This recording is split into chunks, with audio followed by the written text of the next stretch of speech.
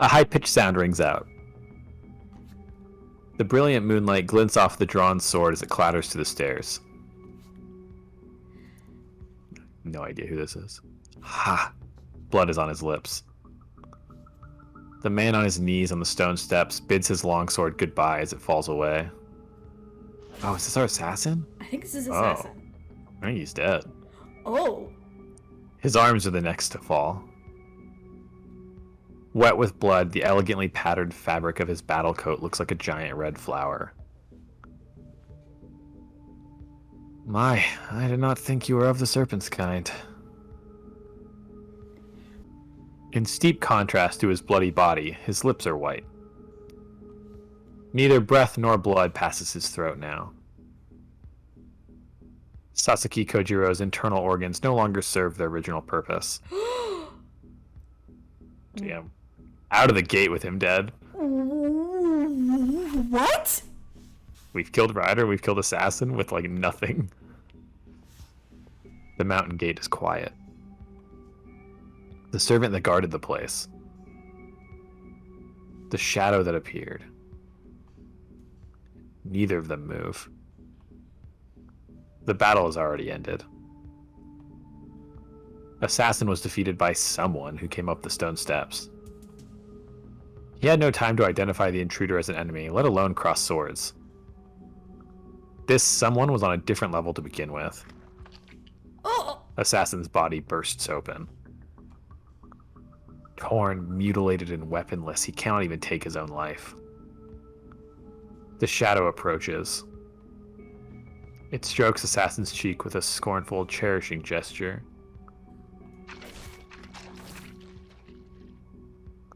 A deformed, spider-like hand comes out of his stomach. His bones crack. His flesh rips apart. It feels as if his organs are turning into someone else's. Yeah. Assassin suppresses the regurgitating blood. The swordsman swallows it and smiles with his pale lips. Very well. Do as you wish. After all, this is coming out of me. I'm sure it's nothing noble. He smiles, even though he's denied an honorable death. If one talks about a grand spectacle,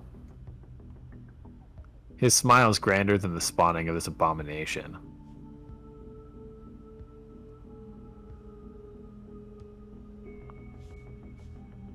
And thus, it is summoned. Taking the false servant's flesh as its own, the true assassin enters our world. Nani? Oh, I don't know how to do these. I wish anyone could see my face right now. I am schmeckeldorfed. Losing it. Absolutely losing it on my end. Is this is the new assassin? Yeah. I can do new assassin, but this little like kiki laugh that people do is very hard.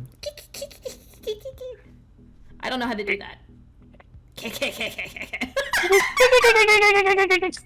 high? Is it supposed to be high pitch? I think so. Maybe not. Well, maybe it'll describe it. Let's workshop some more. Yeah. I think it's supposed to be high pitch, but we'll. Oh. His first cries sound like those of an insect. That makes me think like high pitched. You're like a fucking like a cricket. Maybe it's more like that. More like what? I can't hear you. Are you covering your mic? Oh, you know, it's probably that kind of sound probably isn't gonna make it through a pop filter. You're doing a low like. Doing like a but less voice. There's more noise and less voice.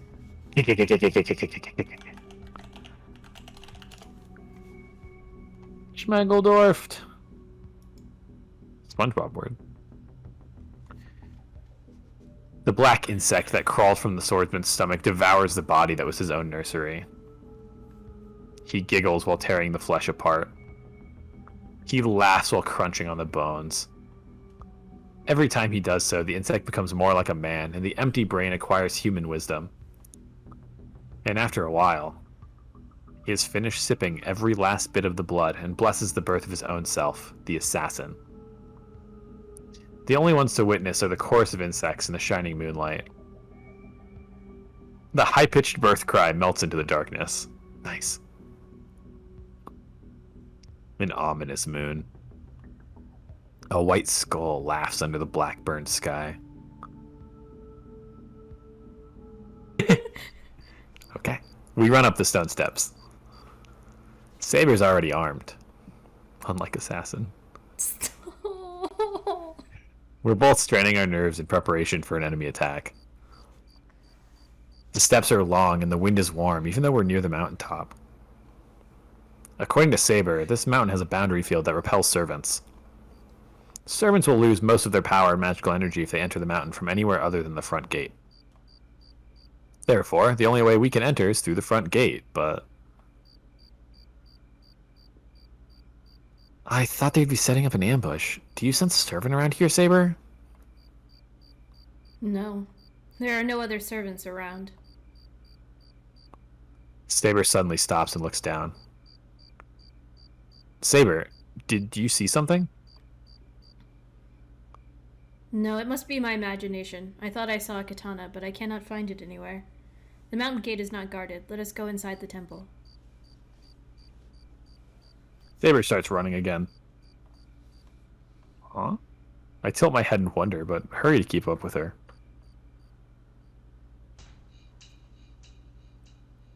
The compound is dead silent.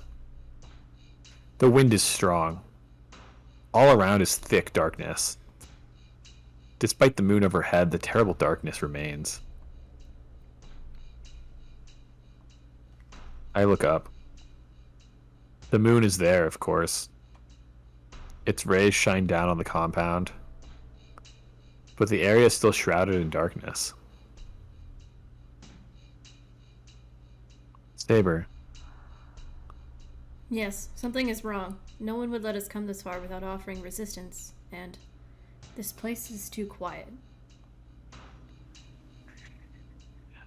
Let's go inside. The Rito Temple has close to 50 people living in it. It can't be this quiet. You're right, Winglis. I could have an arm pun in the middle of a serious moment. We head for the temple. There's no one around. After confirming that the compound is empty, we go inside. Ooh. See that? Yeah. Everyone in the temple is sleeping. They do not even twitch. They don't react even when we touch them. All the monks, without exception, are weakened. No matter how hard we try to rouse them, they just lie there, breathing peacefully, as if enjoying a dream. Of course, my classmate's among them. Rito Ise is sleeping peacefully as well. We quickly move across the wooden hallway. It's because Saber felt a presence. Saber pointed toward the main temple building. The master responsible for this disaster is there. We step into the shrine. The first thing we see is the red blood spreading on the floor.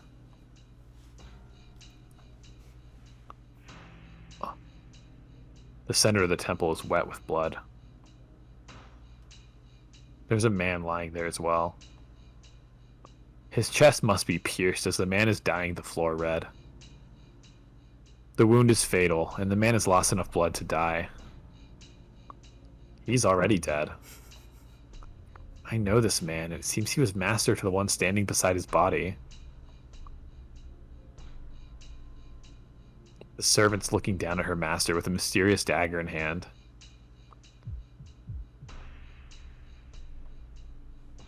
Pain lances through my head, accompanied by a sense of apprehension. It's not that I'm scared of the scene. That dagger's ominous. It seems Saber doesn't feel anything, but I can tell the dagger has dreadful power. We already know what it does. Caster. Saber readies herself. The servant in a purple robe, Caster, doesn't answer. I don't know if Saber took it as an opening or an insult. But she tries to charge. No, hold on, Saber. Shiro, why are you stopping me? This is our best chance to defeat Cast. No, just don't go near that dagger. That thing can break contracts. It might even cut the bond between a servant and a master. Then Castor killed her own master? I don't know if she did. But I'm sure the dagger she's holding has unearthly power. Okay. Castor, you killed your own master! Saber rushes in with an angry roar. God damn it, what did we just say? Castor turns around. With her vigor gone, she looks more like a ghost than a heroic spirit. The sword flashes through the air. It slices the robe, but Castor manages to jump back.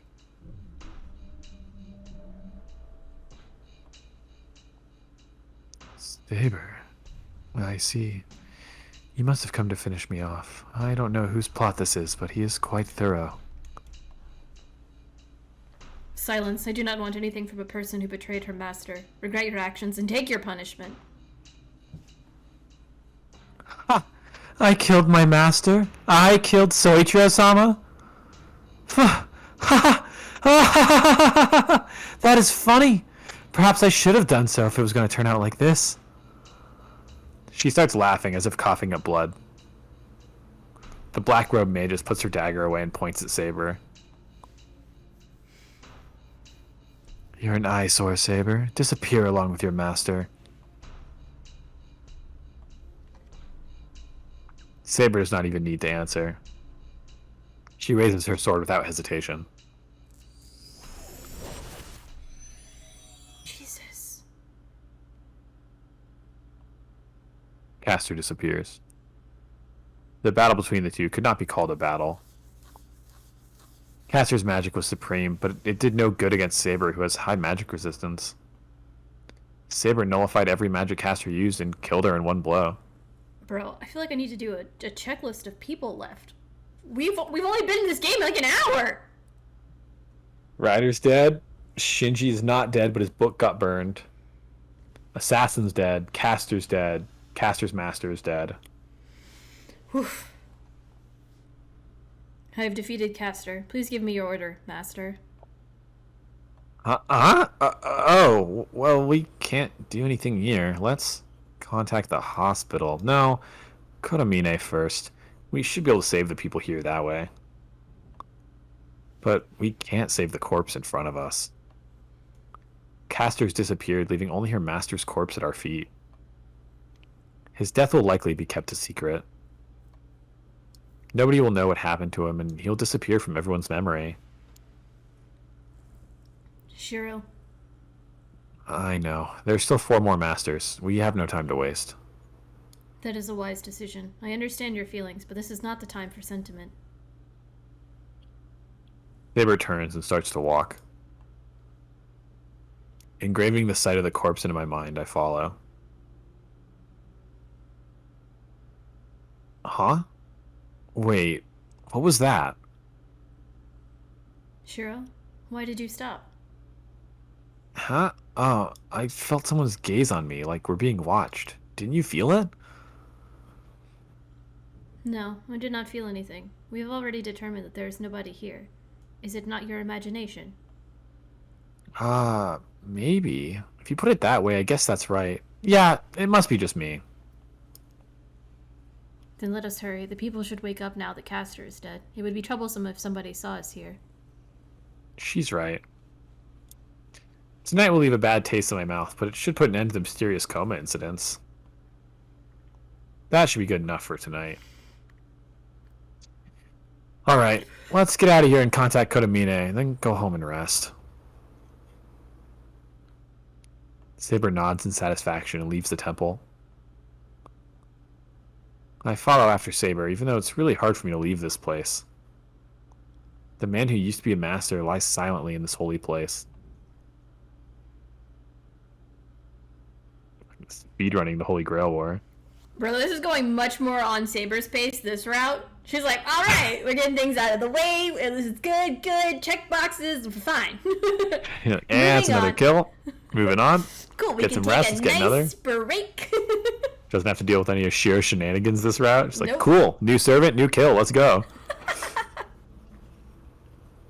Another interlude. The lead actor has left. The only ones remaining on the stage are silent corpses. And something's devouring the corpses. No bodies remain. The wooden floor turns into a bottomless swamp, swallowing up the man's flesh and spilled blood. It consumes not only the man, but the one who obeyed him. The soul that was servant Castor is swallowed into the darkness. It's not a legitimate flow. The defeated servants are to be consumed by the Holy Grail. If anyone interferes with this balance, it will only bring his own death and destruction. It cries silently. It writhes in pain, sobs, exposes itself, and finally consumes the first one. It is not enough. It walks on. Lacking a voice, it expresses its pain with the whole of its body. It is not enough. There are no words, nor emotion.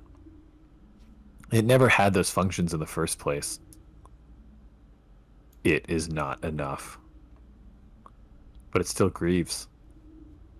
As if it's become aware of its existence for the first time.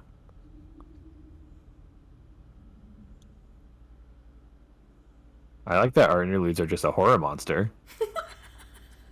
The squelching sounds are just... Yeah, the eating sounds.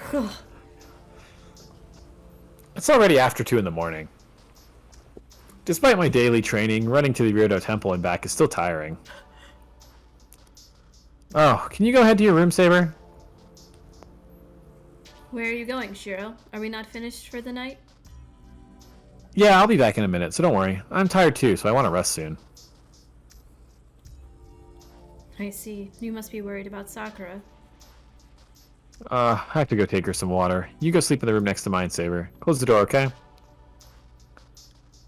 Oh yes, it will do a little good if we are not in the same room, but there is nothing to be done if you insist on being stubborn. I shall stand by in the room next to yours. Saber looks discontented. Humph. You're stubborn as well.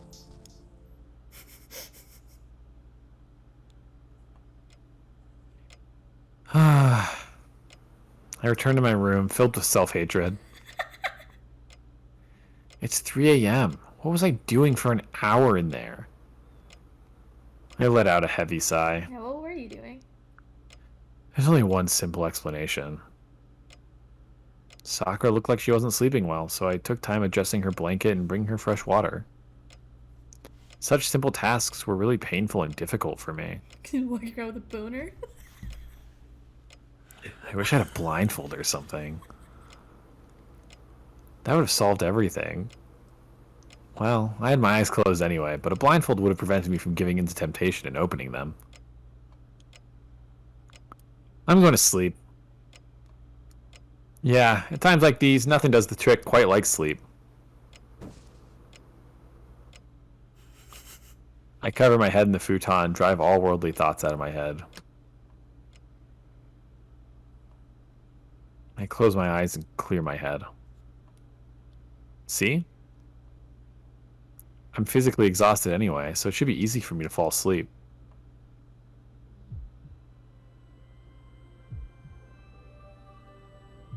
This was the Dragon Chamber music. Wasn't it? Was it? I don't remember. This feels like the music when we were entering girls. Red. The town at evening is completely red, as though painted with a certain something. Like a bench with a paper sign attached. Everywhere I take a step and everything that touches my hand makes a sticky sound. I walk down the asphalt road. When I lift my head, I see the buildings are dyed a uniform scarlet.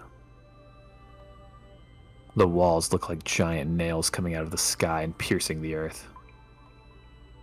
The red sun seems to be peering down on me from the sky, as if to tell me there's no escape. I'm walking alone. Shinto's utterly silent. Either everyone's holding their breath and hiding, or there is no one here to begin with. But it hurts. This redness, intense enough that it's an assault on the eyes, is making me dizzy.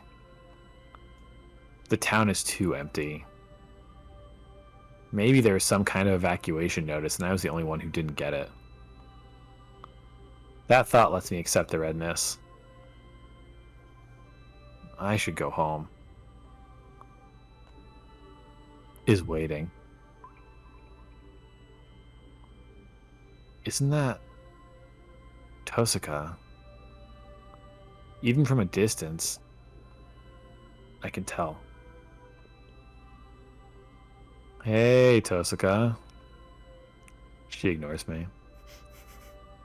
She walks on, fluttering her hair, which is long enough to touch the ground. She's wearing her uniform, so she must be going to school. I run after her. Tosaka doesn't notice. The distance between us doesn't close at all. She's walking and I'm running, but she's gradually getting farther away. By the way,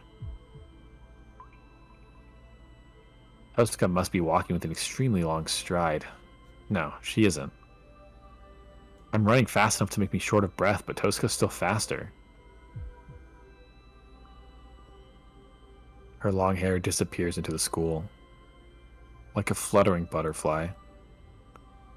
By the way, there's nobody in the school either. Empty. Empty. It's as if the red scenery has been skillfully crafted from sugar. If the red sunlight became strong enough, it would all fuse into a formless mass. By the way, I hear a woman's laughter. It has a charming quality, like two young girls frolicking together. An image rises in my mind of two beautiful sisters, alike as twins. I open the door and enter the classroom. By the way, I wonder why I chased her here for no reason.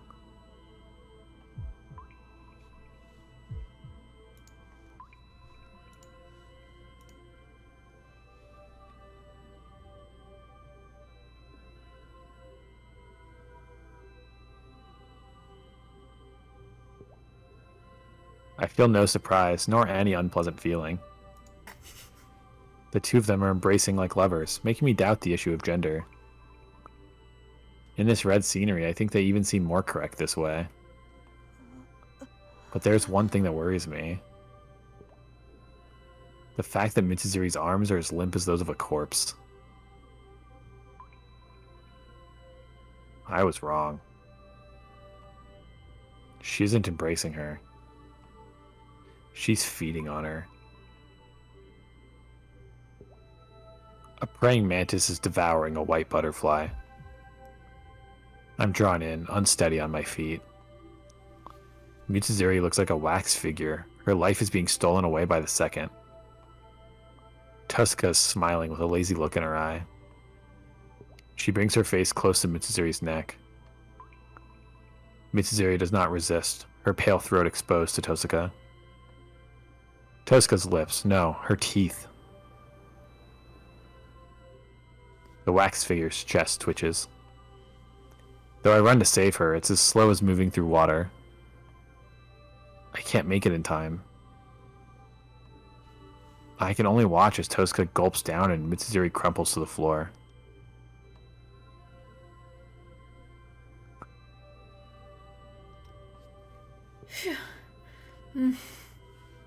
She licks her fingers. The sight of her tongue coiling about her fingers is bewitching. It's far too alluring. The heavy atmosphere around Tosaka envelops and submerges me.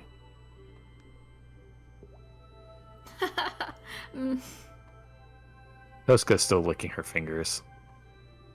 The wet sound flows into my ears. I'm so glad you've come, Emiya-kun. Her voice is thick and filled with desire.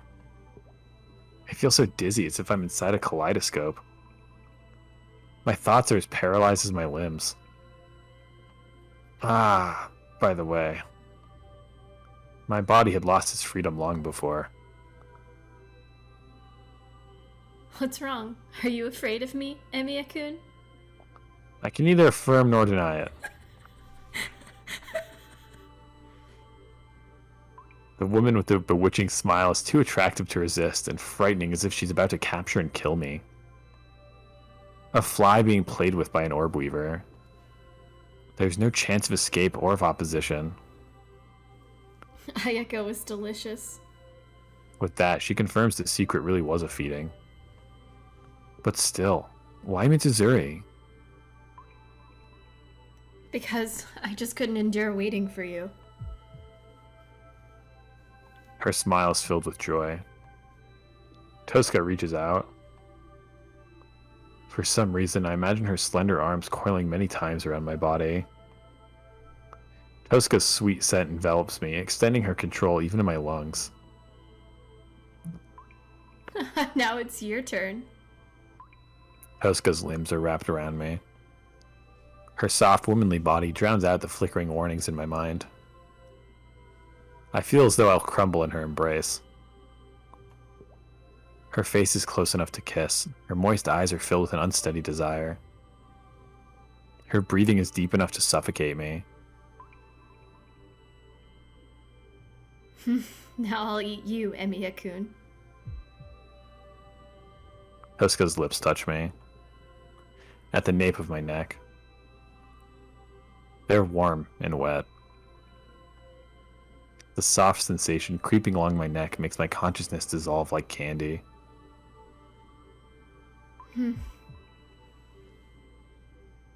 Sharp fangs pierce my skin. Tosca's biting into me. Just like with Mitsuzuri, her fangs at my neck. It doesn't hurt. They say when a spider consumes its prey, it begins by anesthetizing it. This anesthesia sends me into an even deeper trance. The sensation of her lips on my skin feels so good, as if I might melt away. The nape of my neck is softly dissolving. With every mouthful Tosca drinks, my body turns steadily into sugar. She sucks out everything that's inside me, and to replace it, she pours in a nectar that melts my body. It seeps softly into my bones, my muscles, my skin. My throat's already dissolved, leaving me unable to even moan. Everything below my neck is steadily dissolving, and the impossible feeling is deceiving my senses. Tosca sticks fast to my neck, drinking as her shoulders tremble. As if she's truly happy to be sucking my blood. My dizziness causes my vision to blur and duplicate. I suddenly realize my breathing has stopped, and my blood has been drained away so it doesn't circulate my body. In its stead, the sweet, strong liquid from Tosca soaks my whole body.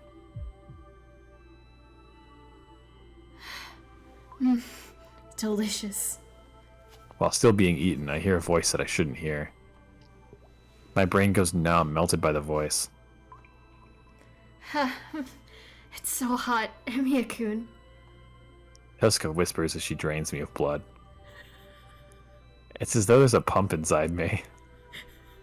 The pleasant feeling melts me instead, and my bones are gone. Fresh blood. It's so full of life and energy. This is the limit. What's gone is gone. My veins are dry, and it should be impossible to wring out another drop. More. It's still not enough. She keeps drinking. There shouldn't be anything left to suck out, but Tosca continues to gulp down. It's as if she's converting my very life into blood. I see. In that case, this won't end so easily. Drinking endlessly. In the red classroom, she persistently sucks from me. My figure is melting away completely, being sucked to nothingness by her.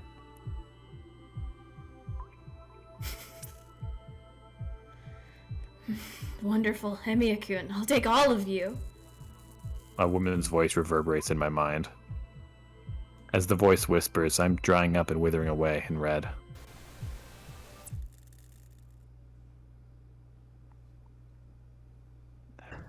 It's hot. Why did it happen? I went to bed, closed my eyes, and said goodnight, but in the next instant, my world turned red. It's hot. My mom woke me up before the loud noises did. It was bright, even though it was nighttime. My dad held me as he ran through the burning hallway. It's painful. I heard my mom's voice behind us. My dad told me I should be fine by myself. He patted my head and told me to wait here. I nodded and did as I was told. It hurts. It wasn't much different outside. My eyes were hurting because everything was red. That's why I closed them and ran. I wanted to go to a place that wasn't hot. When I look back, my house is no longer there. I probably got punished because I didn't do as I was told to do. My eyes hurt. I cried as I walked. I had to go back to my house and wait. But I didn't know where my house was anymore. I raised my head, which I'd kept hidden with my hands until now. And I finally confronted the scene. The town was burning far away. The fire that cannot be put out was an event that cannot be redone. It happened 10 years ago. The fire was far away, not in the sense of distance, but in the sense of time.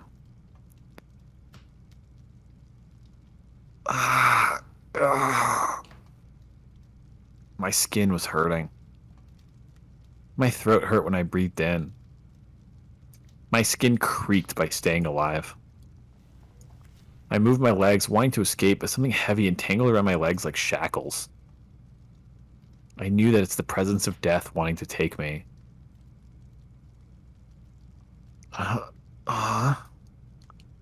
But it sure was hot. My nails tearing my throat were discolored. The air I breathed in stung my burned esophagus. My eyes abandoned their function. My brain was being steamed inside my skull. Why? It's hot. It's hot, it's hot, it's hot, it's hot, it's hot, it's hot, it's hot, it's hot, it's hot, it's hot, it's hot, it's hot, it's hot, it's hot, it's hot, it's hot, it's hot. Ah. I remember now. This place was hot, really hot. But it was cold, dreadfully cold. It passed the boiling point to reach the freezing point. The burning blood froze up and everything in my view was inverted. Everything was hot. That's why it was cold. And still, it was ridiculously hot. But what was the cause of it?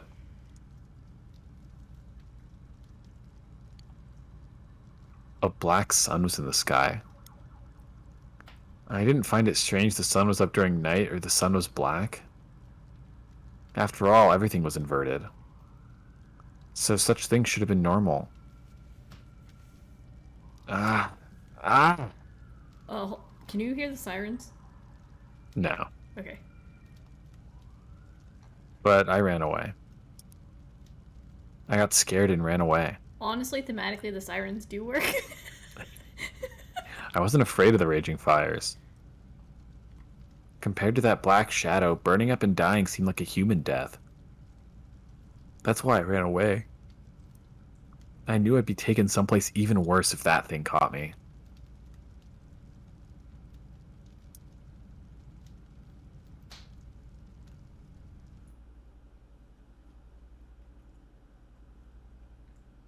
I blankly stared at the sky. I found out that it was going to rain soon, and my outstretched hand slowly fell to the ground.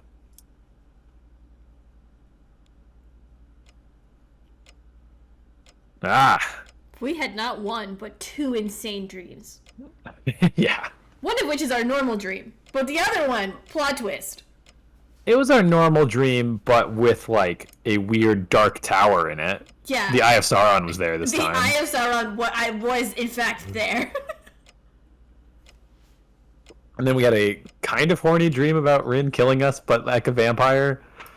Hot, I guess. I think the dream was horny. Oh. On purpose. Absolutely. Why would we dream about girls and it not be horny? We're 15. That's fair. I slowly open my eyes. I look around my room, my mind's still asleep. It was a dream. I sigh with relief in my futon. I'm not dead. Oh, how many years has it been since I sighed with relief after seeing a nightmare? But that was a vivid dream. My temples feel hot. I used to have this nightmare all the time. It all happened 10 years ago. Back then, my memories of the event were still terribly vivid, and I would wander through the fire every time I fell asleep. I thought I would never be able to forget about that day. That sky, the smell of the burning air, the surrounding wall of fire. Everything was real again once I fell asleep. That doesn't change even now. But the vividness should change. Wounds heal and memories fade. For the past few years, all I saw when I had that dream was a field of red. Why did my dream contain as far as the smell of burning air?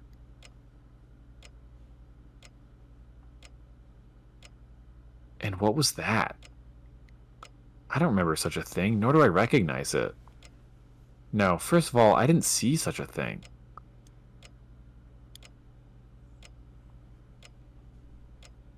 I feel sick to my stomach. I get dizzy when I try to think about it. The breaker in my body trips, telling me not to think about it. I'll get up. I'll wash my face and clear my mind. My body is sweaty, probably because of the dream. My pajamas are damp with my sweat, and my head feels light.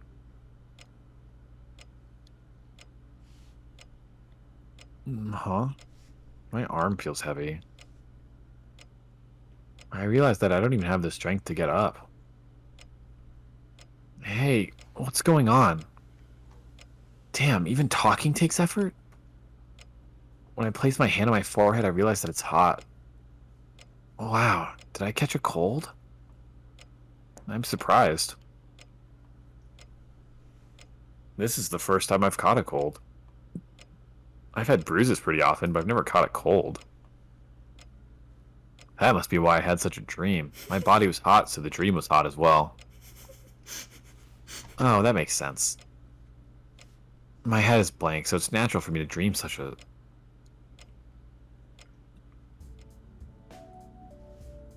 Oh. Whoa, wait. What am I just lying around for? Why? How can this be?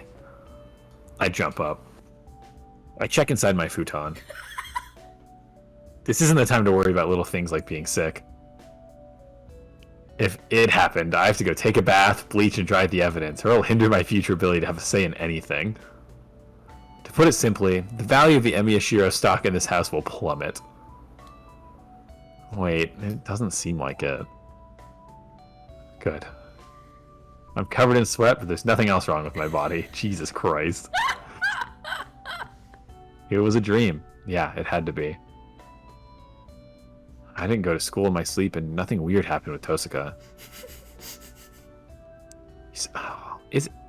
I can't tell if we were just wildly misunderstanding this, and he's looking for, like, blood. No. I assume that he's looking for a wet dream, yes? Okay, that's what I thought too, but I'm like, am I just reading this in a dirty way? No, I think that it in quotation, I think that's exactly how we're supposed to be reading. Because we already woke up with Saber and we were like, you can't come in my room, I might have morning wood, but we couldn't just say that out loud. Yeah. So I think we are at peak horny teenage boy right now. Okay. So like. I also thought we were talking about. I'm just making sure. Yeah. It had to be a dream. I have my pajamas on as Saber's sleeping in the room next to mine.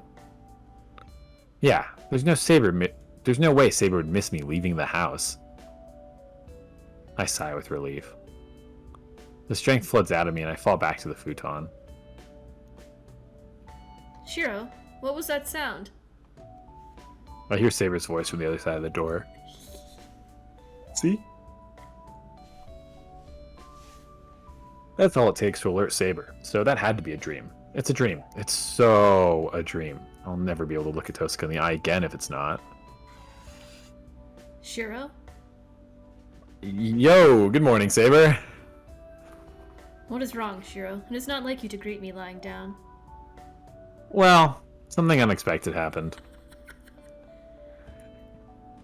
Saber tilts her head in wonder. Well, it's great the whole event was just a dream, but the troubles keep coming. My body feels heavy and I can't stand up. How will I make breakfast?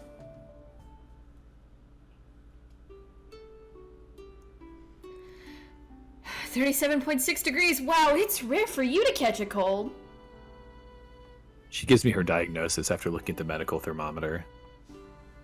Well, that's about what I expected, but I didn't know a cold can make your body feel so heavy.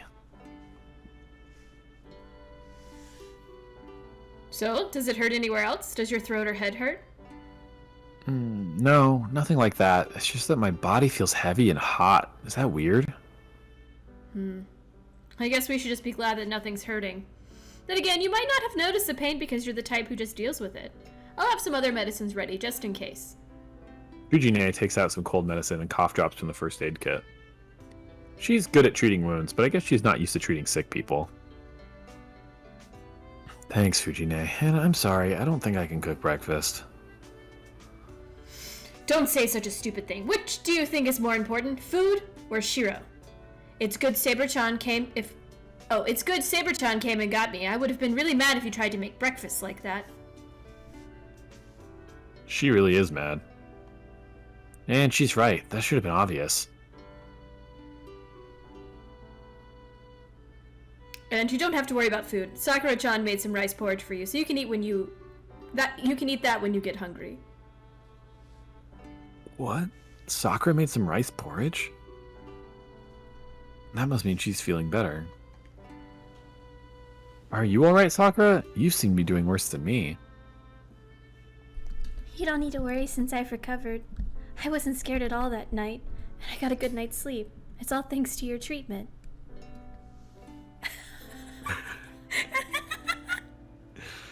That's good to know. I thought she would take longer to get over the cold, but I'm glad she recovered in one night. Oh, I forgot about that. Sakura-chan was the one with the cold yesterday, wasn't she? Huh? That's true, but what about it? Stop making that face. Oh, so you did something that made you catch her cold? Huh? What do you mean by that? Oh, you don't get it? Sakura-chan's recovered, right? Then you must have done something. I hear that you recover from a cold if you give it to someone else. I look at Sakura in confusion.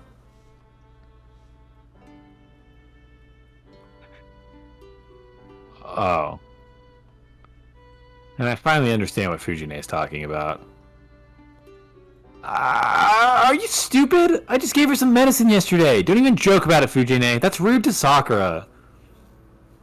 I can tell that my face is getting red. My temperature shoots up another degree. I'm kidding. I know you're not man enough for that.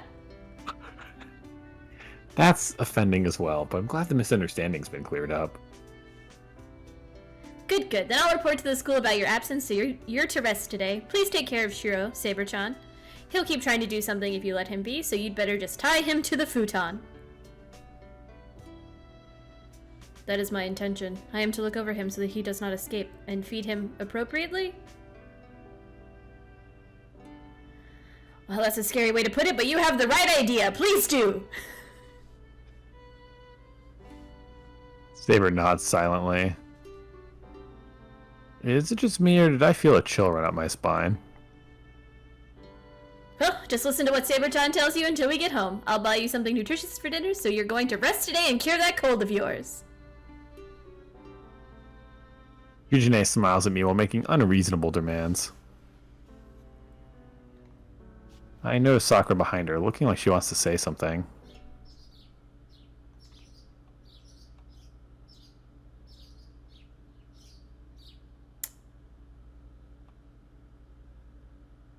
Okay. We're leaving. Look forward to my souvenir. Fujine Fujine waves goodbye and leaves.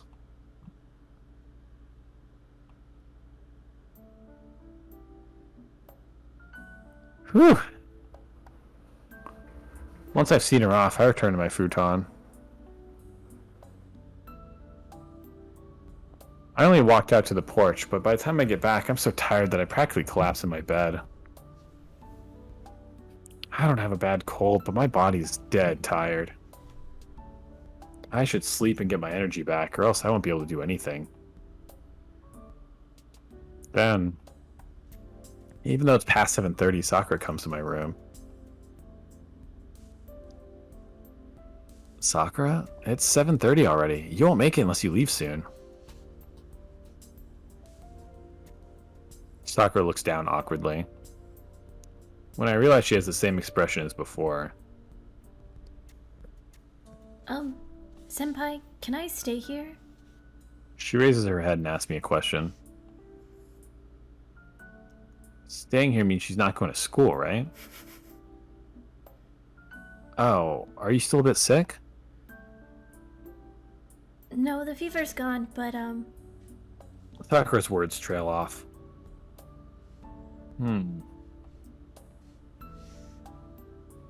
She does look a bit pale, and it seems impossible that she could recover in only one night. I see, so you were sick after all. But is it alright? Don't you have to call the school and let them know? no, I'm thinking of skipping. She's going to be skipping school? Why? You're sick, so you're not skipping school. You have to stay home if you're not feeling well. I feel fine. Nani? I don't get it. What does Sakura want to tell me? I think you caught the cold because of me. What? You actually believe Fujine's ridiculous story? Don't worry, it's not true. I take walks during the night, so that must have been it. I still don't care. I'm feeling well, so I want to skip school and take care of you to show my appreciation for what you did for me yesterday. I guess Sakura feels responsible for my cold. To be honest, it's relieving to have Sakura here. Saber has to sleep, so it'll be a big help if she can prepare my medicine and stuff. Senpai? Okay, please do, Sakura. You're right. Saber-san is here, so there's nothing I can do here. Huh, Senpai? Yeah, please take care of me, Sakura. You're talking about me, right? Yeah, Saber has jet lag, so she sleeps during the day. It'll be a huge help if you can cook lunch. Okay. I'll do my best, Senpai. Her tension gone, Sakura replies with a smile. Yeah. A smile like this suits Sakura.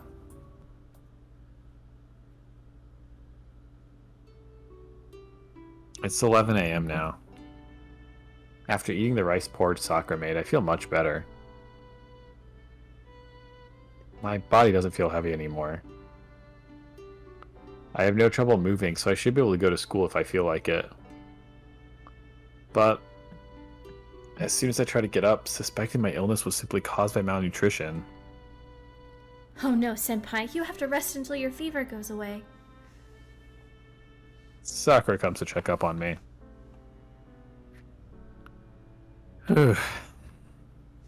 So, I'm still resting, because Sakura's dead set on looking after me, and to be honest, I'm still feeling a bit sluggish. After bringing me the rice porridge, Sakura left the room, saying she had something to do. Saber's resting in the living room right now. She was keeping watch in this room, but I had her moved to the living room so I could have a little peace of mind. She objected, but then relented when I told her it'd only be for today. Excuse me, Senpai. How do you feel? I'm getting better thanks to you. My body still feels heavy, but my fever's gone. That's good. Then you won't need to take any medicine. All you have to do now is to eat good food and rest.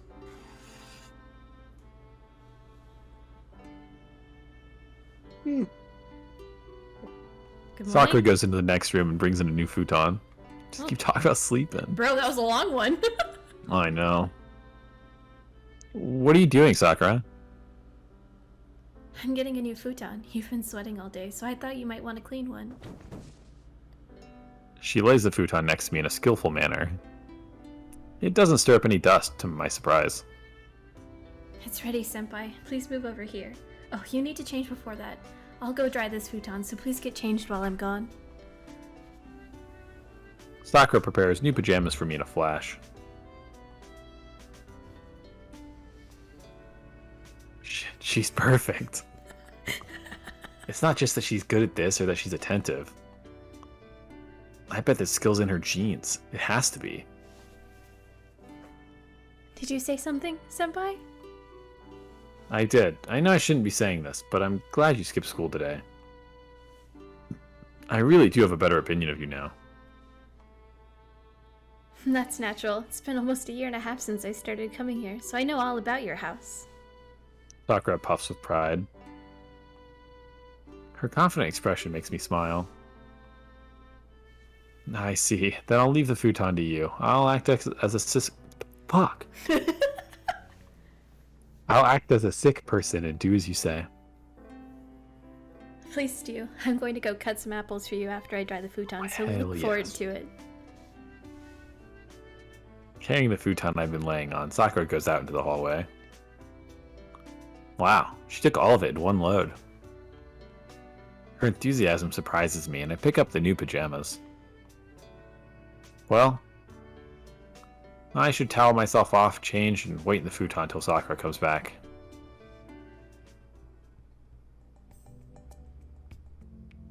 How much time passed? Sakura brought me some apples as promised. I gladly ate them, and Jeez, you can't push yourself, Senpai. Sakura scolded me, and I had to keep lying here, even though I'm recovered. So, did Saber help? Yes, she said she was tired of doing nothing, so she helped me clean the guest rooms. I see. I kind of wanted to see Saber ring a floor cloth. Did you clean the hallway? Yes, we both worked hard. Saber-san was saying something about how it was useful, though. Sakura laughs, as if she's a bit troubled. Even though she's used to Saber now, it seems she's still not entirely comfortable around her.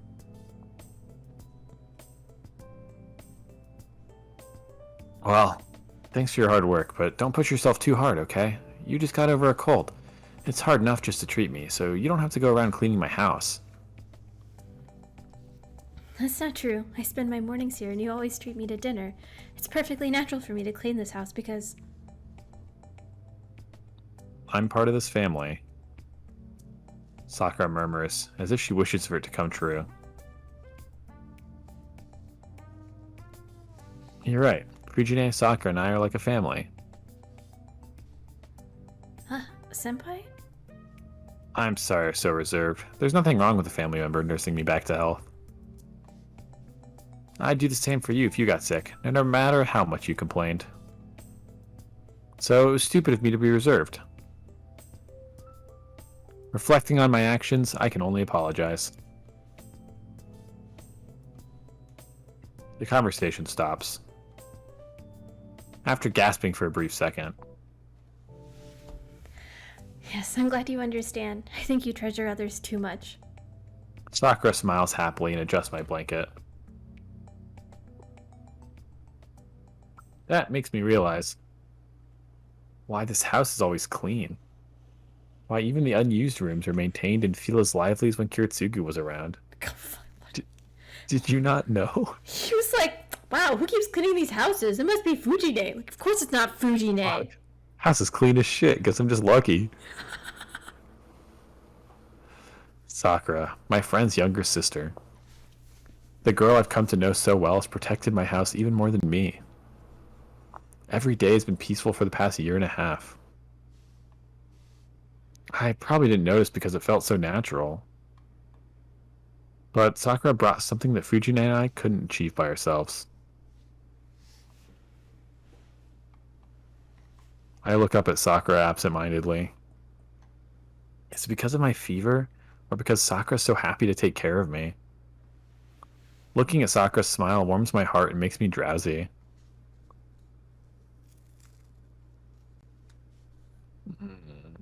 I really am sleepy. It feels good, so I should close my eyes and sleep until noon. But Senpai, I really like that part of you. What? Whatever she just said, it made my heart jump. Sakura? Senpai? Were you awake? Sakura quickly jumps back. Oh no. I can feel myself blushing in her surprised reaction. Sakura. I didn't say anything. I didn't say anything. I was looking at your face because, yes, I was trying to take your temperature. Sakura takes out the medical thermometer in a hurry. Senpai, here's the thermometer. I'm going to take your temperature, so please open your mouth. She must be in a panic because she tries to pin me with one hand while holding the thermometer in the other. Huh? I feel something soft. I think it's Sakura's breast rubbing against me.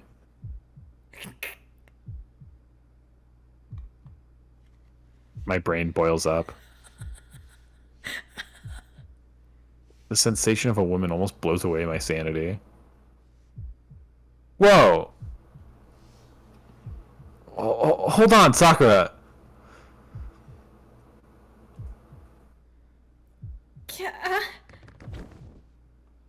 I roll out of the futon using all my might.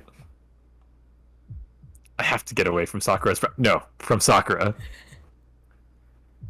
Senpai, I want to take your temperature. It's fine. I can do that myself, so you stop right there. If you say so. Here's the thermometer, Senpai. No! Don't give it to me now. Please let me calm down. I'll recall last night's dream and die if you come near me right now. What a terrible thing to say. I can feel my face burning as I protest. Then... Yesterday's dream? I must have acted really strange as Sakura looks at me dubiously. I had a bad dream. I don't want to recall it right now, so please leave me alone. It's not your fault, okay? It's just that I need more training. You need more training? Sakura gapes at me. It's only natural. Anyone would be stunned in this situation. Senpai, what kind of dream was it? I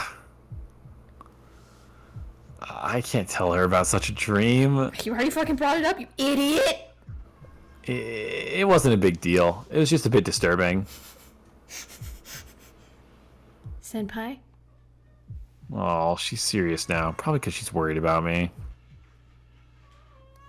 I can't lie to her, but I can't tell her the truth either. Well, let's tell her. Oh my god, I want to tell her. I know we can't. Well, don't lie. I don't like lying. I'm pretty anti-lying. Oh, we're in it? We're gonna tell her? Yeah, fuck it. Oh my We're god. already here. Hold on a second. Minerva needs... Also, don't lie doesn't mean tell her. That's true. We might just tell her about the scary dream, not the not the horny dream, but the Eye of Sauron dream. Yeah. I guess it can't be helped. I'll tell her the facts without giving away too much. Who was in your dream, Senpai? It was only Tosaka. I confess. Don't forget about Mrs. Uri-san. I see. Tosca Senpai came here the other day too, right? Oh, yeah, she treated my wound but went home right away. Okay, then I'll be leaving the thermometer here. Sakura sets the thermometer down and walks to the door with heavy steps. I feel as if we're not going to get the final ending. True ending. Based on just this one? Just she looks really upset. Excuse me, but I need to go cook lunch. I'll come get you when it's ready, so rest until then. She slides the shoji closed behind her. Gonna poison your fucking food. Her retreating footsteps sound colder than usual.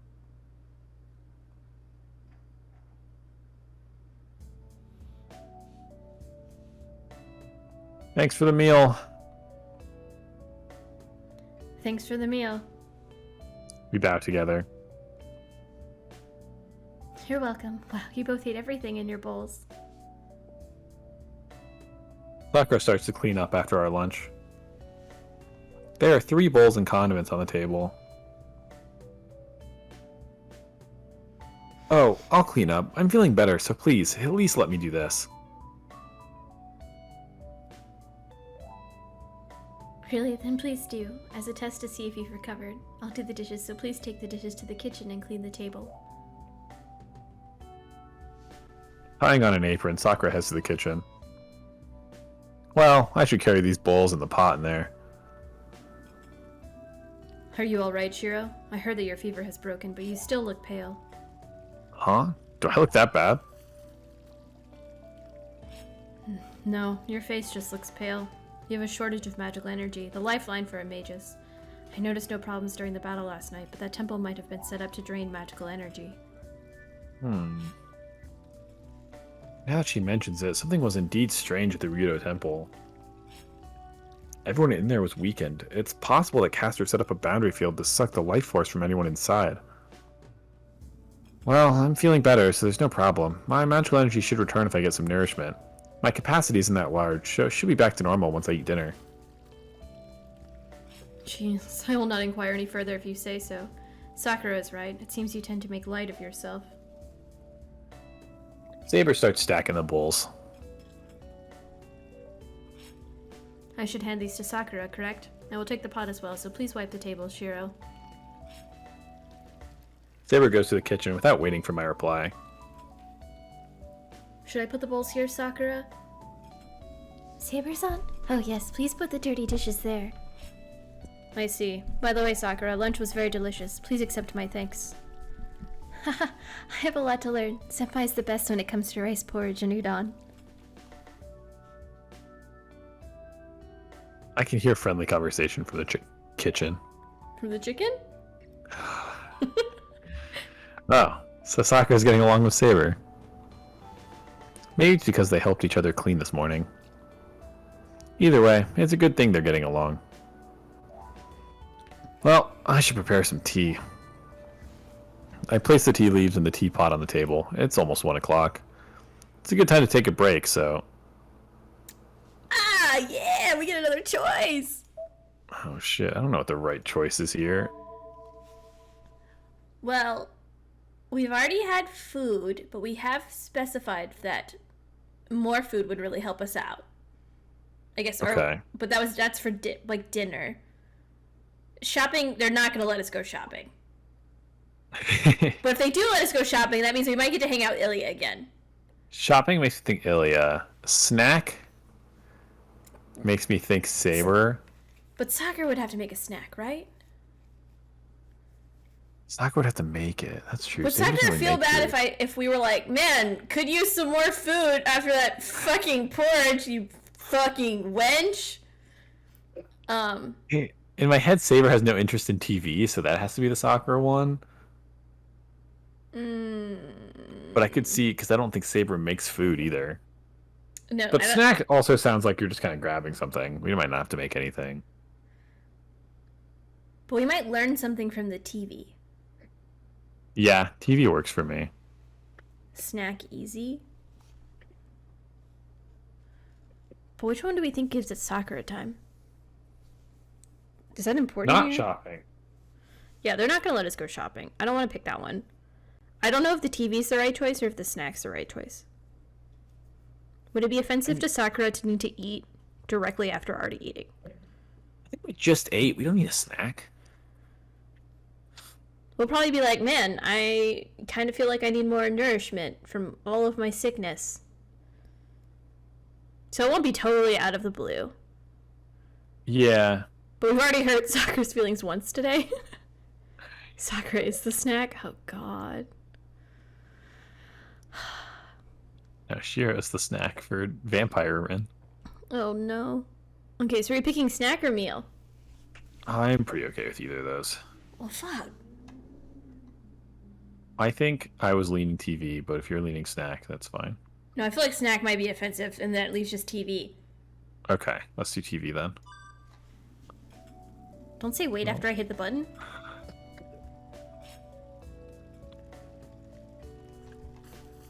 I'm waiting, but... No, that's... No, I'm waiting for you. No. Sweet Clip said Oh. wait as soon as I hit the button, and that's why I said, why would you say wait right after I hit the button? Oh, no, I was waiting for the next message. Did you already say this one? No, I was waiting for Sweet Clips' next message. Oh, I see now. Jesus. I should laze around after a meal. Agreed. Your body needs to use its energy for digestion, and besides, tea tastes good after a meal. I know it's shameful to leave the two of them to do the dishes, but they have a good atmosphere going in the kitchen. The vibes are there, it's fine. Since they have no common interest to talk about, they're doing the dishes together as a way of bonding. As women do. Wow, they're getting along well. I leisurely watch what's going on in the kitchen. There's some program for housewives on TV. In this peaceful atmosphere, I fully enjoy a short rest after our meal.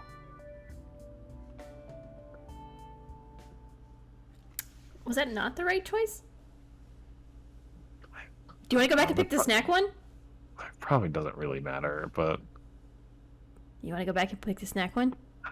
You can if you want to. I don't. We've read like 3 lines. I don't think anything happened. Yeah, but I want to read the other 3 lines. I can.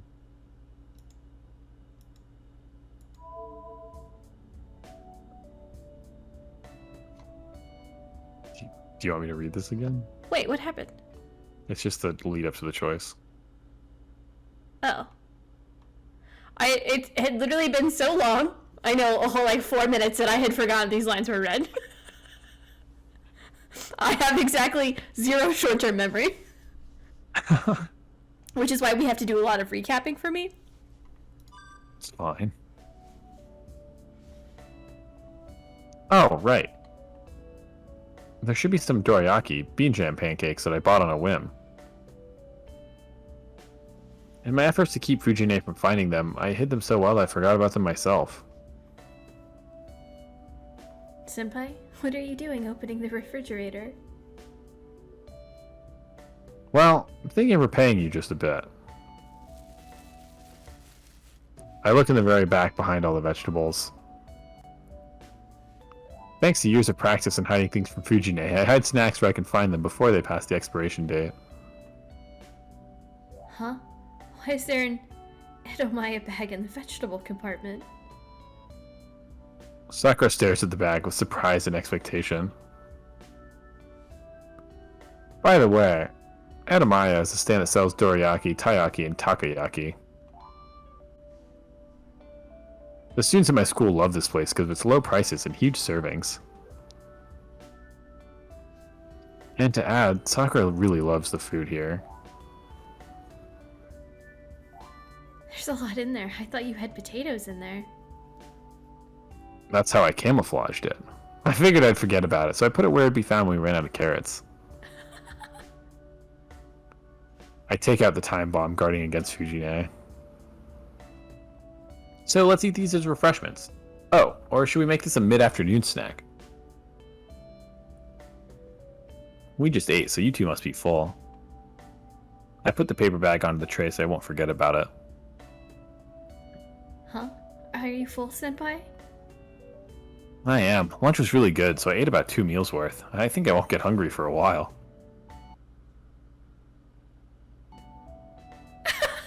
Why did the music cut out like that? Yeah, I was mad? That was so dramatic! Ugh, I thought so too. Then let's save the fun for later and... Are you saving them for later? I am still hungry. Oh wow, you've got room for more? That's amazing considering that you ate as much as... Fuck, I can't read! Look, she Oh, moved! wow. You've got room for more? That's amazing considering you ate as much as Sakura. I am more interested in the food. Sugar is a source of energy, and I have never heard of dorayaki before. I see. A Japanese snack like this must be foreign to Saber, who's from a Western culture. Fair enough. Then here's some for dessert. There's more than enough for you, so we can keep the leftovers for a snack this afternoon. Oh. Why did they move Saber, but this is definitely Sakura talking? This is very hard for me. Oh, Senpai, pardon me for asking, but how many did you buy? I think I bought 5. Each of us gets 1, and the remaining 2 can be shared or given to anyone who wants them. I see. According to that calculation, I can eat a maximum of 3? If you're fucking greedy. Yeah, but you'll get heartburn if you eat so many sweets. Well, I guess you can handle 3. I return to the living room with the tray. To thank the 2 girls for doing the dishes, I prepare the dorayaki along with some tea. We are done. So that is dorayaki, Shiro. Huh? Then, Saber's sitting there and staring at the tray, apparently ready to eat. Sakura quietly sits down beside her. Sakura, is something wrong? No, nothing's wrong. I'm full, just like you.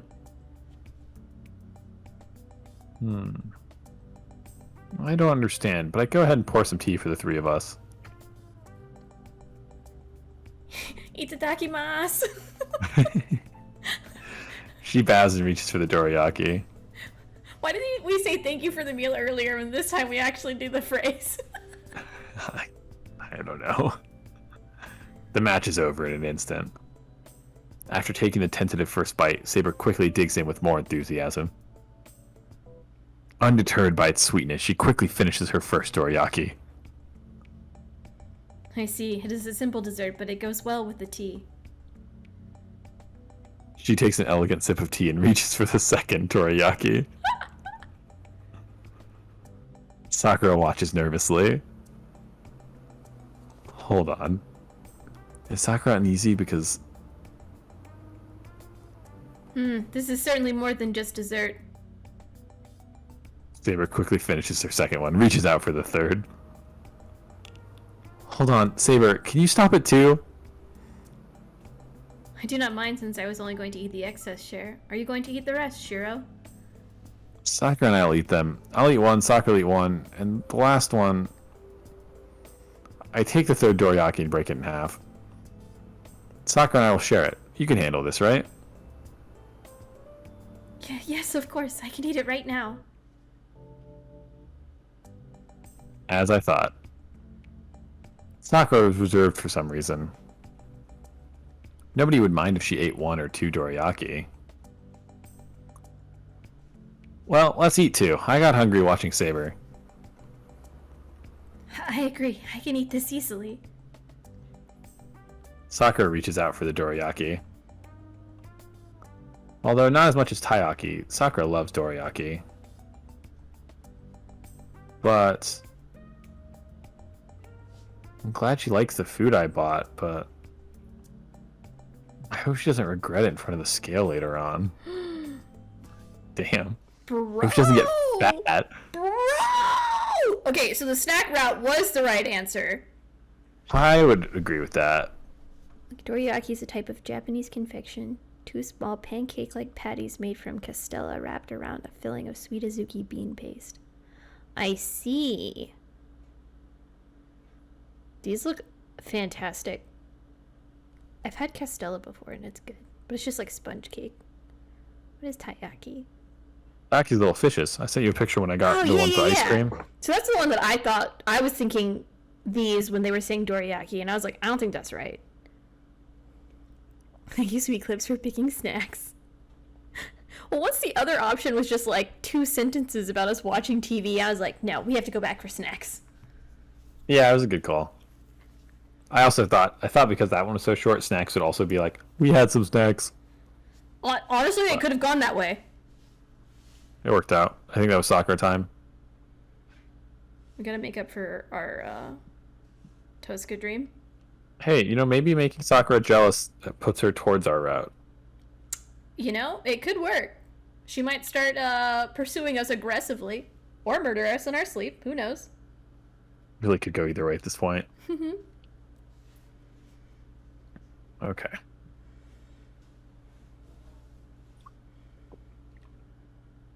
Ugh. My body's almost fully healed by the time we finish eating. The fever probably came from fatigue, so half a day's rest did the trick. So will you be using the afternoon to train? I nod back. Even though I only just recovered, we can't waste any time. Skill in magic doesn't improve after one day of training, but physical skill should be different. It won't hurt to train until dinner.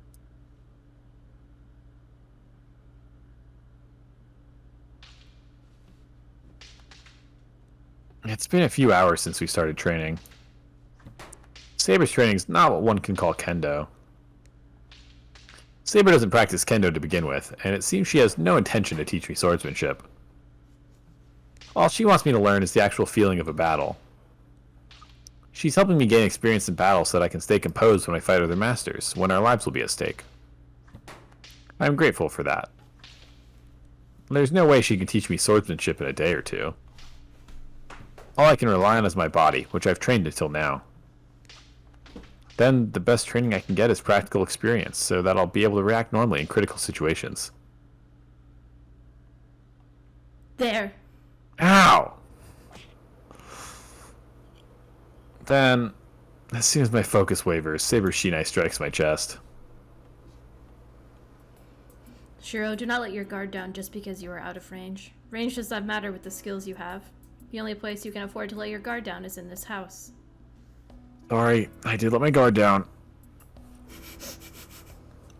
I climbed to my feet, clutching my chest and coughing weakly. Jeez.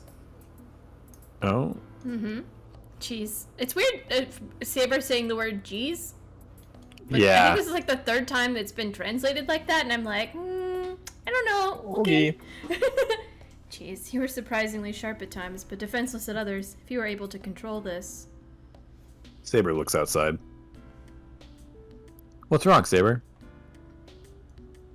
Well, Sakura is waving her hand at us from the porch. It seems she is calling for you, Shiro. Me? I wonder what it could be. Sakura couldn't bear to watch me get beaten up, so she begged us to stop training. She went back to the living room when I refused, but I'm going to the living room for a bit. Is that alright? Yes, we've been training for 2 hours, so a rest is appropriate. Thanks. Then I'll get some tea while I'm at it.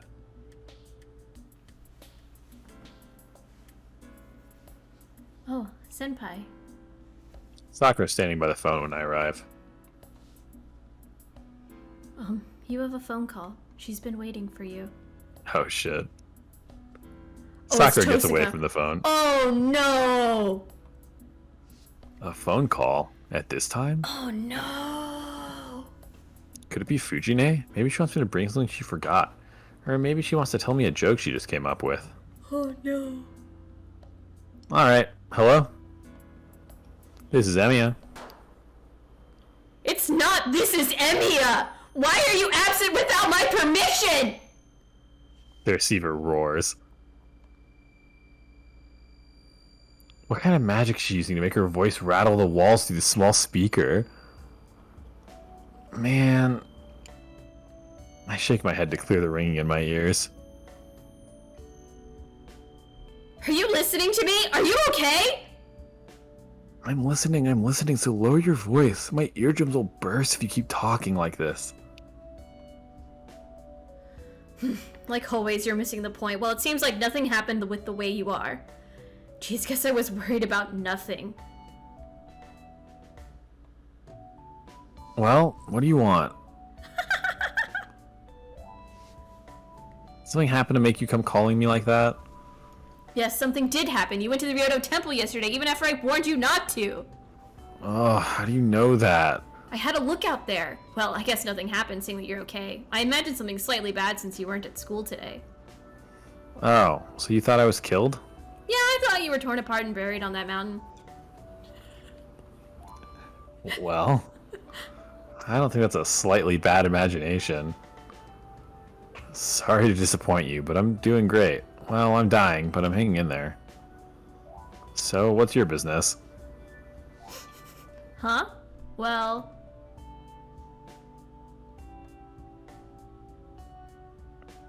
You can stop sounding me out. Oh, you want to ask about the Master of Ryudo Temple, right? We beat him. Well, actually, he was already gone. He was betrayed by his servant, Caster. And... Wait, I can't talk anymore about this subject. Even though I'm whispering, Sakura's right behind me. Oh, God. I added the right there.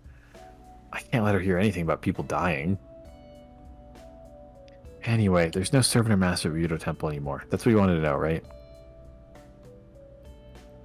Yeah, you're pretty thoughtful. Then I'm hanging up. I'm training right now, so my whole body's in pain. I end the conversation. Hold on. What? You don't have any more business, right? I do. Come to school tomorrow. I have something important to talk to you about. Smack. She slams the receiver down. Well, that's just like her. Man, how selfish of her. She got mad at me for going to school yesterday, and now she wants me to go tomorrow. I put the receiver down. I turn to go prepare the tea I promised. Then... I see Sakura hanging her head for some reason. Sakura, are you feeling alright? Yes, but I'm just wondering what happened to make you seem so happy. What? I seem happy? Sure do. Did I look happy when I was on the phone with Tosaka? No way, I'm actually mad. That's why you don't even notice it yourself. Sakura looks away awkwardly.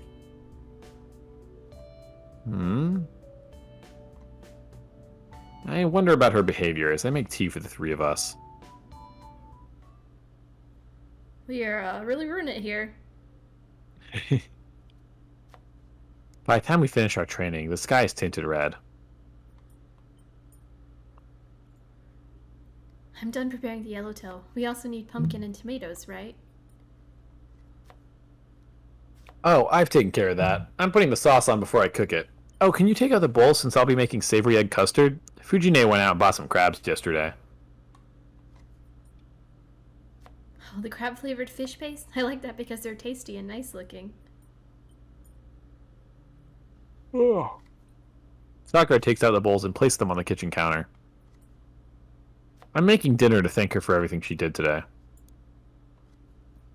I want Sakura to relax in the living room with Saber, but she stubbornly insists on helping me. Then... Oh no.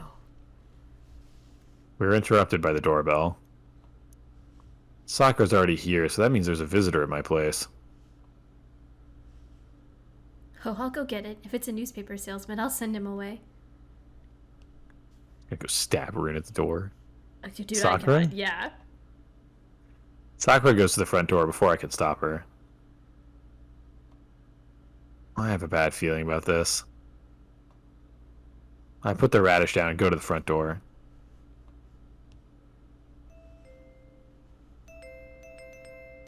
The doorbell hasn't stopped ringing. Whoever it is, they must be hysterical. Sakura unlocks the door to greet the visitor.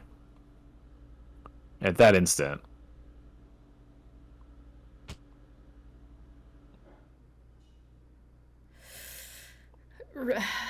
I assume this is Shinji.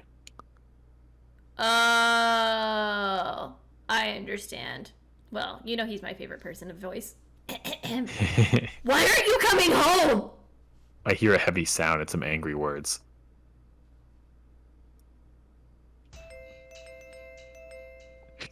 Continues to ring the doorbell? Yeah. It happened in an instant. The doorbell doesn't stop.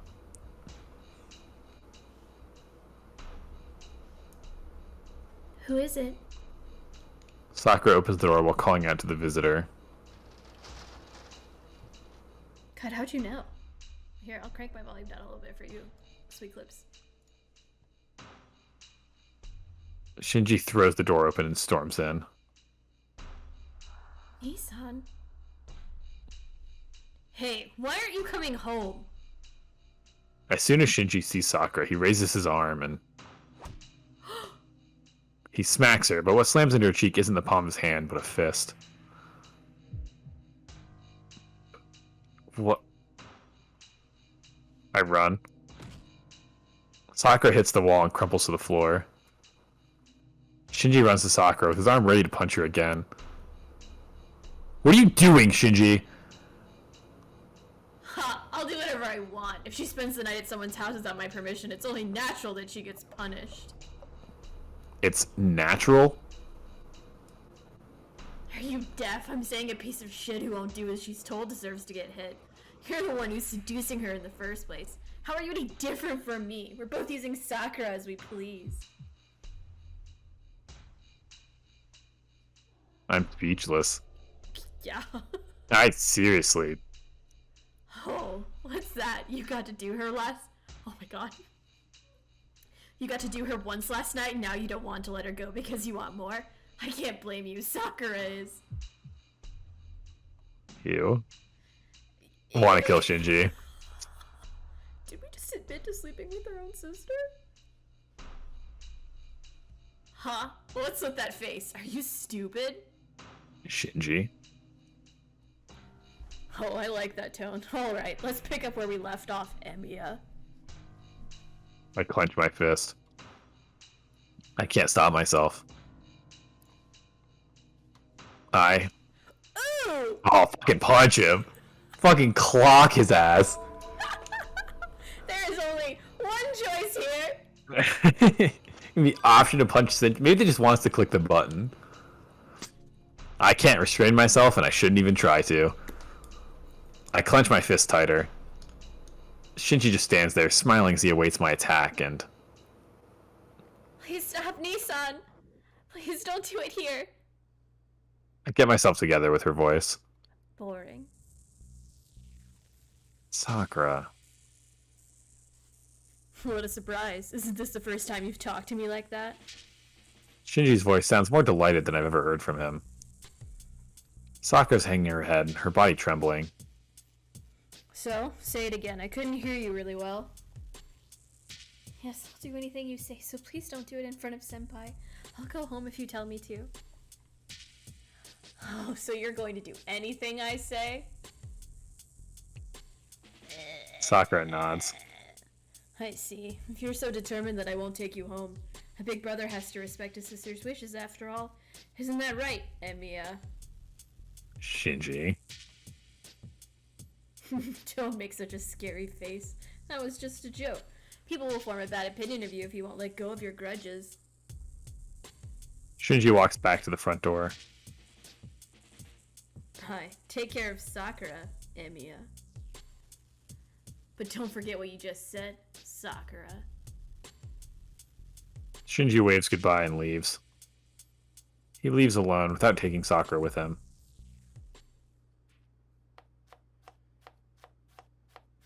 We resume cooking. What?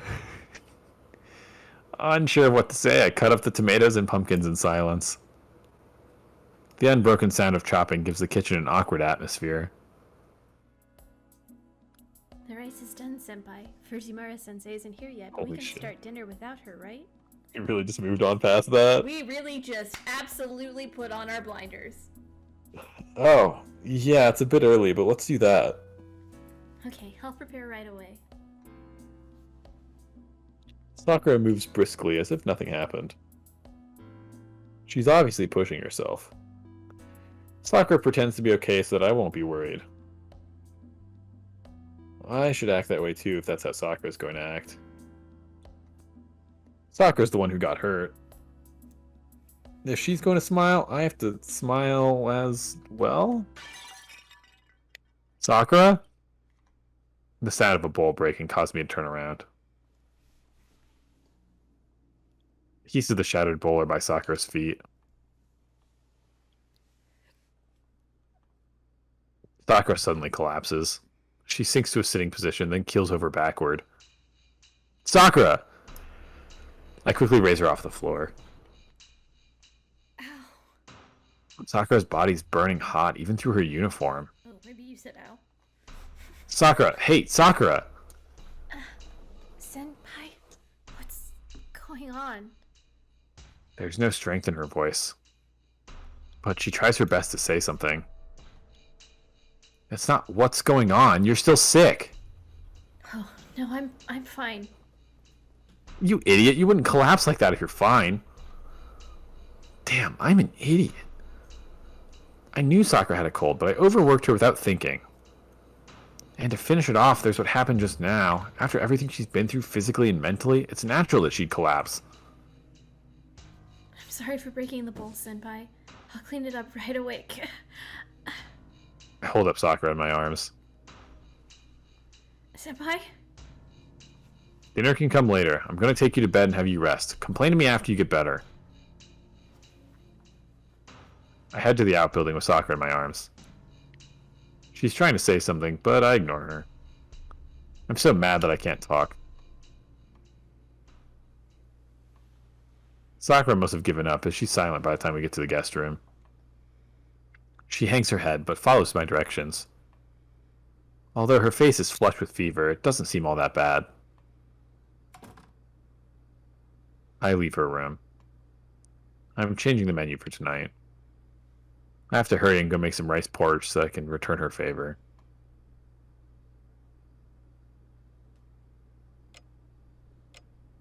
It's almost 10 o'clock. We ate dinner and it's time to start patrolling the area. Sakura's sleeping in the guest room. I ate dinner with Saber. Fujine never showed up, so she must be busy tonight. Shiro, it is almost time. Saber urges me. For tonight, Interesting. we could worry about Sakura, which feels weird. I don't know if Saber's gonna let us worry about Sakura. Yeah. We could see what happens if we click it and see if we get Sakura points, but... What are our current Sakura points? Oh, they're high. We are crushing it right now. Sakura loves us. I was a little concerned when we told her the truth about Tosaka, but you know, maybe she'll Truth's learn. a good thing. Yeah, truth is a good thing. I also like how we learned that she cleaned our entire house all the time and we never noticed, and she did that in like the last 2 routes, and we literally were just like, yeah, that's my, you know, maid. It's my mystically clean ass house. My cleaning fairy.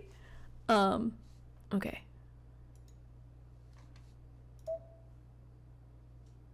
We could try to worry about Sakura and see what happens. Yeah, we're not supposed to have any Saber points. Yeah, we already did the Saber route. But if you're looking for the Saber route where we try to max out our Saber points, you could watch the first route on our YouTube. Link to the chat right now. And you can even leave likes and comments on the episodes that you watched to let us know how you felt about it. Man, I can't leave Sakura alone tonight. It's not like I can do anything, but I want to stay here so I can go help her if she needs help. I'm sorry, Saber. We're not patrolling tonight. I'm worried about Sakura. Understood. I will follow your order. What? Nani? I'm surprised. I thought Saber would object, but she readily accepted my proposal. She's like, there's already 4 masters gone. We're above schedule currently, so we can definitely take the 9 off to worry about our friends. Nah, we're crushing. Please do not misunderstand. Sakura is not the only one who is sick. You are exhausted as well, so please rest for tonight. The extra time will help you replenish your magical energy. You are not to push yourself. Thanks, Saber.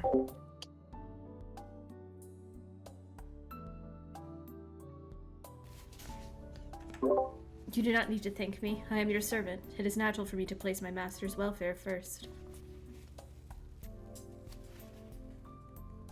Saber reaches out for her tea.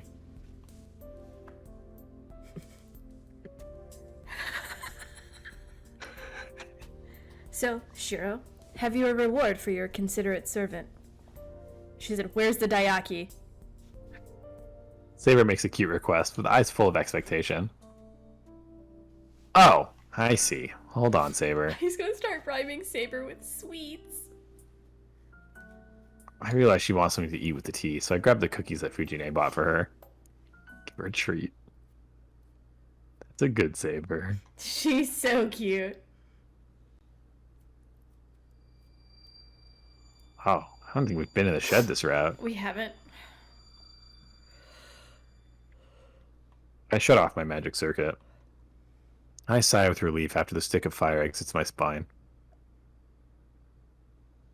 I've skipped my daily routine for the past few days, but it went pretty smoothly tonight. Even though it used to be a challenge, activating my magic circuit's easy now. Maybe it's because of my contract with Saber. But it's no good if he takes me a minute to do it. The only weapon I can use has to be prepared beforehand using my strengthening magic. If I'm attacked by surprise, I'll have no way of fighting back. If I can shorten the time to around 30 seconds, maybe I'll be able to do something. Maybe I'll ask Tosca about it. She might know how to quickly make a magic circuit. Well, I can't ask her just like that. Who knows what she'll demand in return. I hear footsteps. The person's walking slowly. It's midnight. The person coming here under the moonlight is...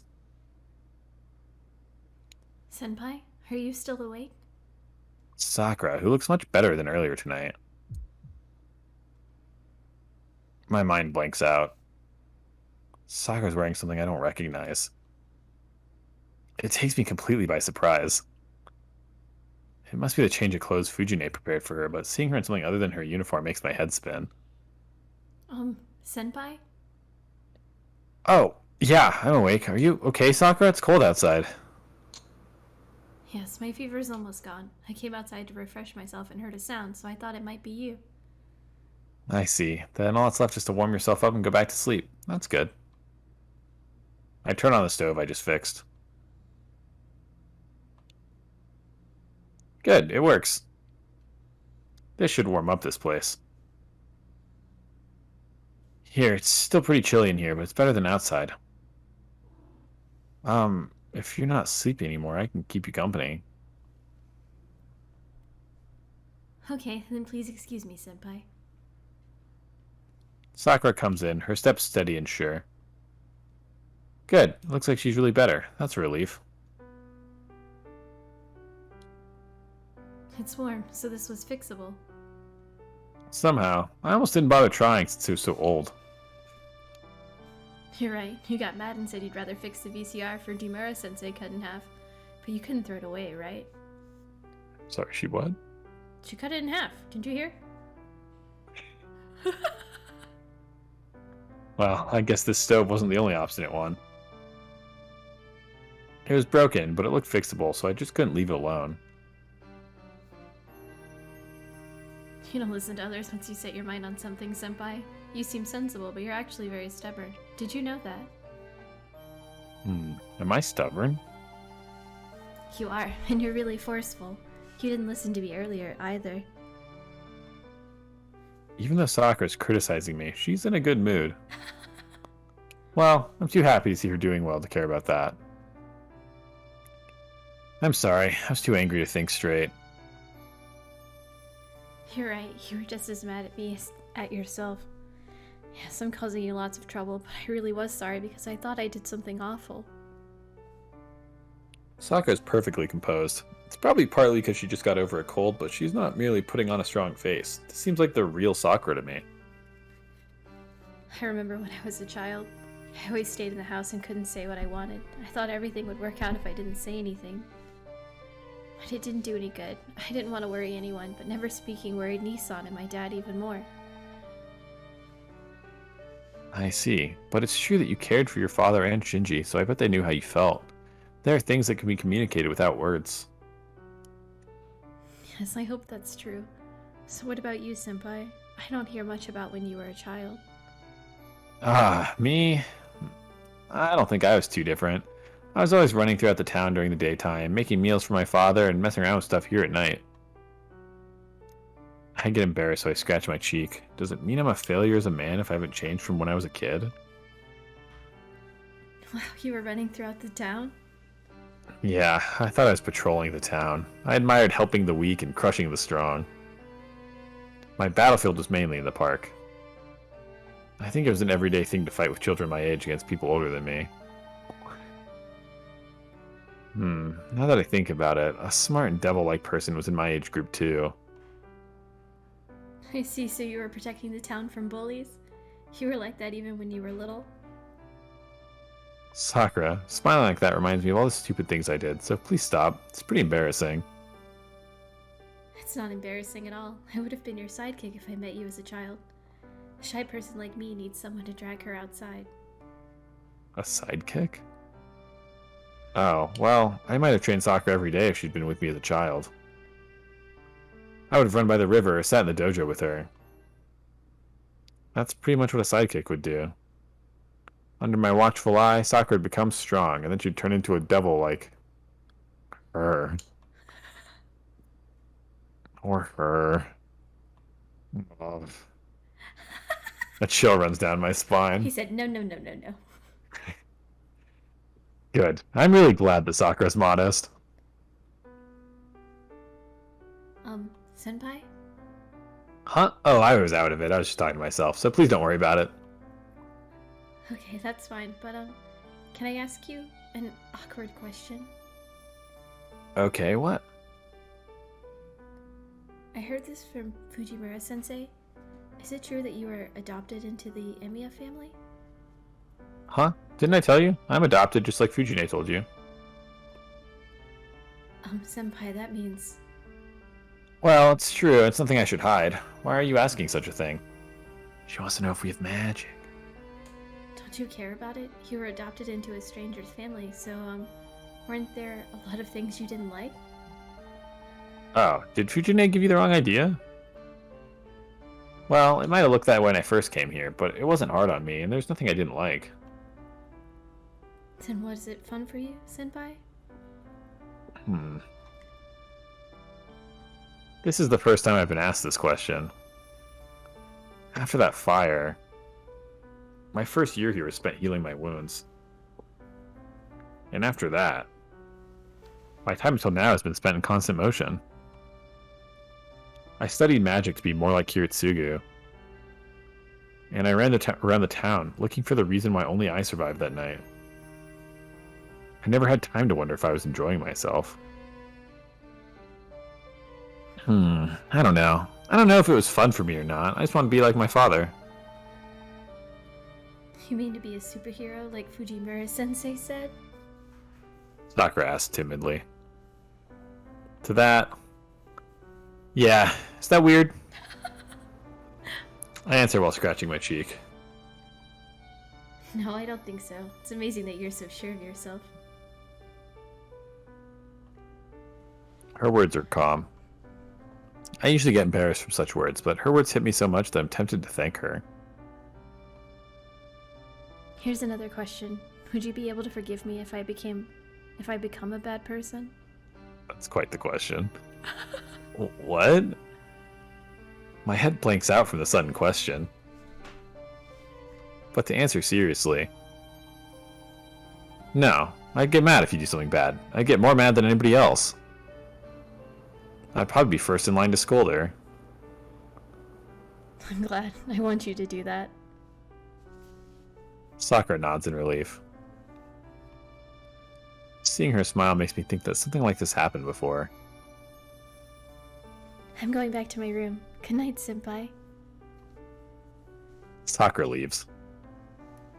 As I see her off, I try to remember where I've seen that smile before, but my memory fails me.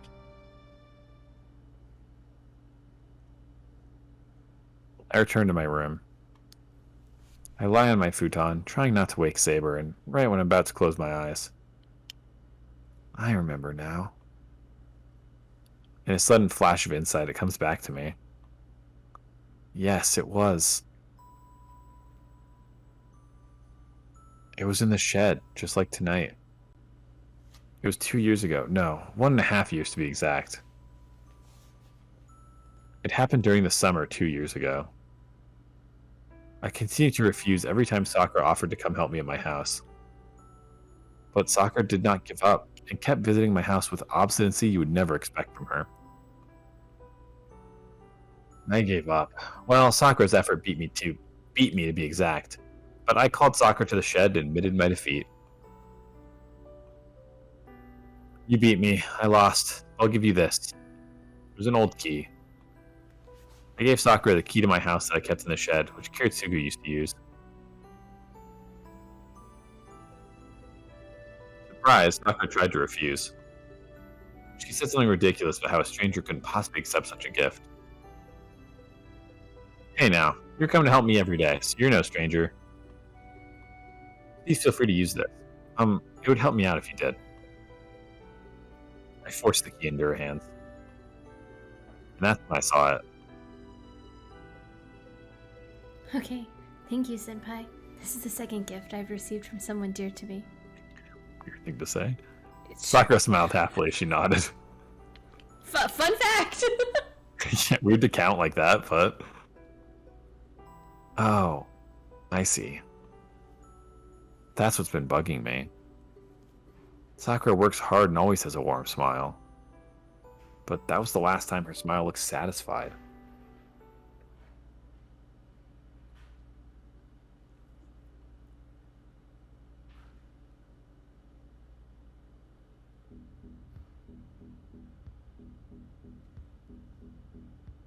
How are we feeling? So there was a part of me that was like, we should stop because it's 10. But there's also the part of me that's like, it's only an interlude, right? Yeah, we could knock out the interlude. And we might learn some, leaving off on some spicy spice instead of just Sakura being weird. Yeah, Sakura coming into the shed and saying like, theoretically, if I did something terrible, what would you do? Not to drop any sort of foreshadowing whatsoever. If I were to do something horrific, how would you feel? just imagine I did something so bad. You couldn't do anything bad, Sakura. Shh. I do like that she was like, I mean, I don't know, same thing as what anyone else. It's like, no, I wouldn't forgive you. Fuck that. You did a bad thing. Good for Shira. He understands All his right. ideals. Interlude. The Ryudo Temple. The land is desolate after Castor has disappeared. The monks who have collapsed from an unknown cause have left the mountain to leave the temple empty. The gate is shut firmly, so neither worshippers nor monks can enter the place. Oh, I have no idea who this is. Damn, what a... Oh, nice. Alright, we got it. Damn, what a stench. This is a real stinker. A voice echoes through... Sorry, no, I love the voice you do for him. He's my favorite. A voice echoes through the place that should be desolate. A lean blue figure glows in the moonlight. The sturdily built man with the crimson spear is a servant called Lancer. Can you give him an Irish accent? Absolutely not. Oh wow, the boundary field is still here. If Can you you imagine talk if I did like the whole game? the whole game, I would wet myself. Even though Castor's dead? No, God. First of all, I can't differentiate a Scottish and Irish accent. But also, I think it would just be terrible. Oh, wow. The boundary field is still here, even though Castor's dead? No, this is too crude. Her work was much more polished than this. Lancer looks around the temple. The red lance is in his hand. His objectives are to gain information and keep watch.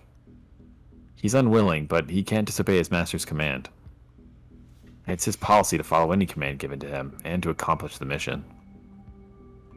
That's why he's fought several servants and ended up in a draw with each. As long as he serves this master, Lancer will never start a fight.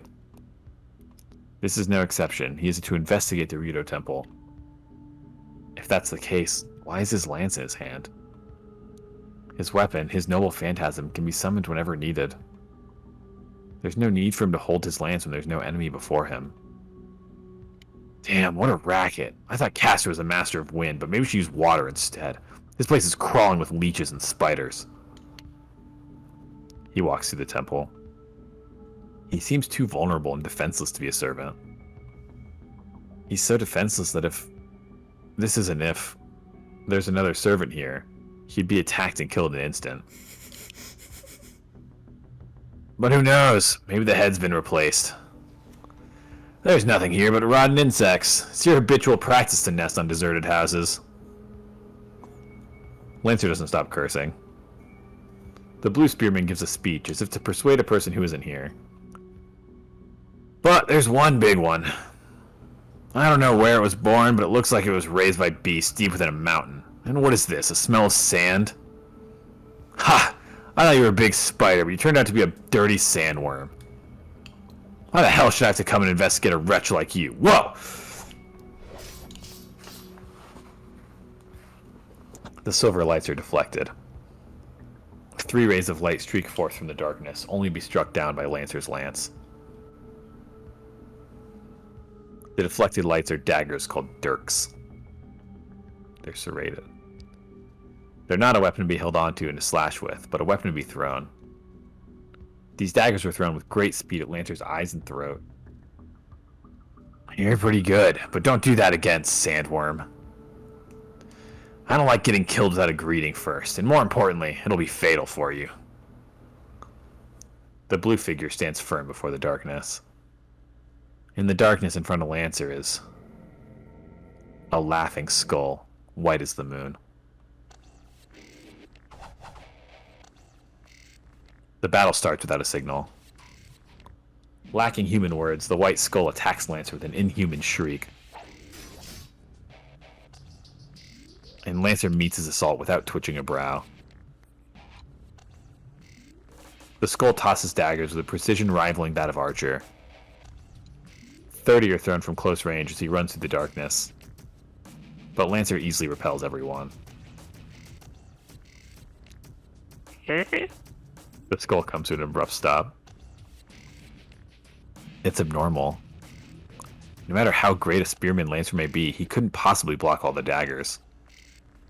Furthermore, he's using a long lance. How are the daggers, fired accurately in between his swings, all deflected? Hey, don't tell me it's all you can do! Lancer's presence changes. He stops, and his hostility changes to a clear intent to kill. Then this is it. I don't know who you are. Well, I guess I'll at least take off that mask of yours. Daggers flash through the darkness. A rapid barrage is unleashed as a counter to Lancer's charge. But he blocks even that. Although the daggers can't be perceived, he turns them aside with a slight swing of his spear. The skull's the one shivering. Unable to speak human language, he can only swallow his scream and watch as the enemy comes to take his life.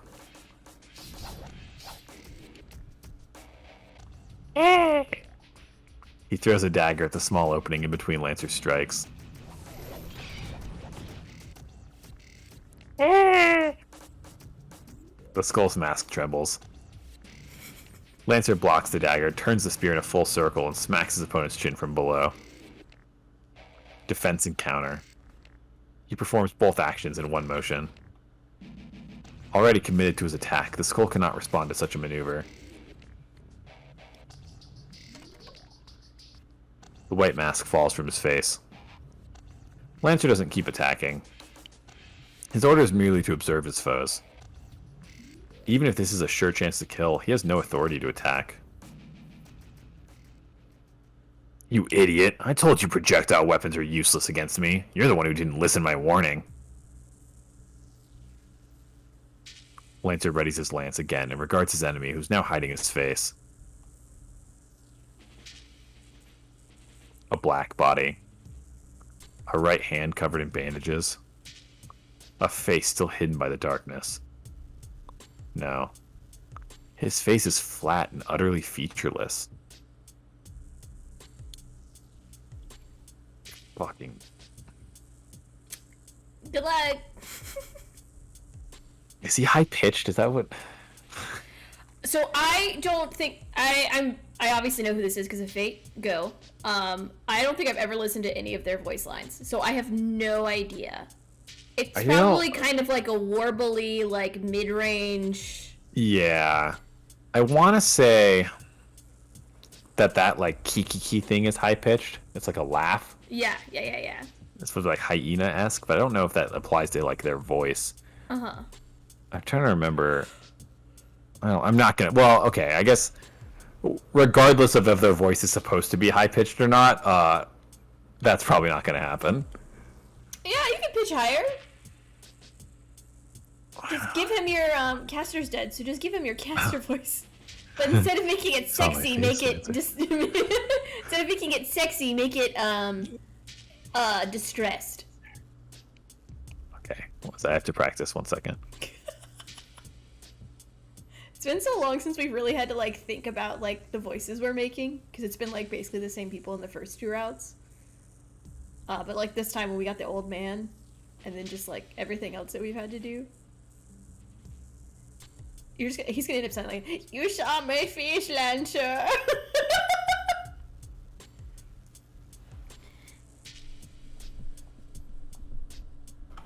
Alright, I've got a strategy where I just like vibrate my head while I talk. Okay.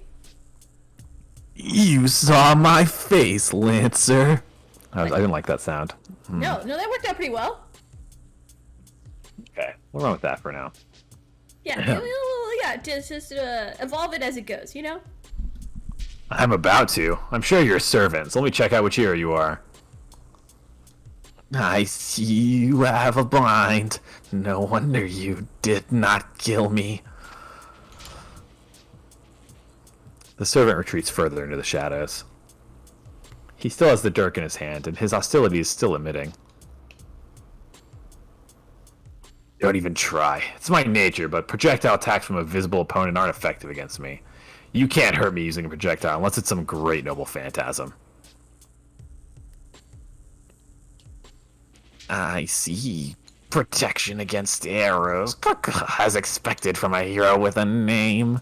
You are not like me. I hate that. Oh, that's wrong. I don't like that. You got a little nerdy. You sound like a Saturday morning cartoon villain, which I think is fantastic, but not nearly the vibe. Yeah, I didn't like that. It needs to go deeper, I think. Okay, so do the warble. Deep and warbly. Do the face thing, but do it just. You are not like me. I don't know. It's hard to warble deep. You are. I don't know. I'll work on it next time it comes around. He's gonna the shadow like wavers. 4 seconds. The black servant sinks down to the ground.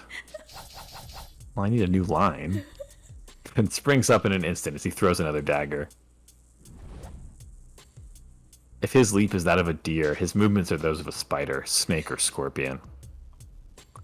Even while keeping his face hidden, the servant is as fast as Lancer when it comes to retreat. But Lancer's charge is still the fastest. It's a disgrace to take even a minute to corner his enemy. Damn, I know I destroyed his throat, but he's persistent. It doesn't seem like it's healed, so he must be drugged. The enemy glides across the water like a spider, and Lancer pursues him. In contrast, water sprays from his footsteps, but his speed is far greater. If I'd known the pain wouldn't stop him, I would have cut his joints. I put that off since it doesn't work on other opponents, but... It is fatal for a human body to be cut at the joint, where the main arteries lie. If the arteries are severed, death from severe bleeding will quickly follow. But that's only in normal combat.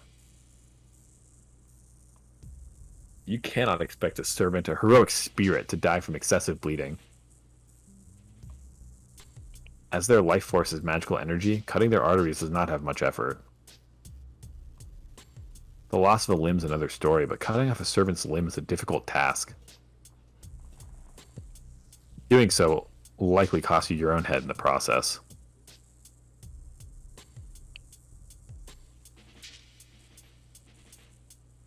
Hashish, huh? I bet a heroic spirit who lies on drugs doesn't have healing powers. I'll end this fight with my next attack. Water splashes with lightning speed. His next attack will strike in 2 more seconds. He tenses and thrusts at his fleeing enemy's left leg. With a start, Lancer jumps back from the water's surface.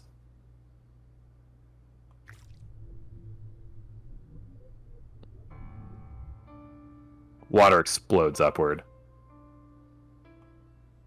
No, something beneath the water is snarling. Black tendrils snake out of the water, reaching for the spearman. It's because this creature dwells underwater? It seems to resemble a deep sea monster from ancient times. What the? Lancer has nowhere to run. He instantly carves all his runes on the bottom of the lake to create a boundary field, but it's easily penetrated. The dark tentacles are closing in on all sides, and his territory is shrinking by the second. The protection using all his runes, which can even block a great noble phantasm, does not even slow down the penetration. Watching Lancer.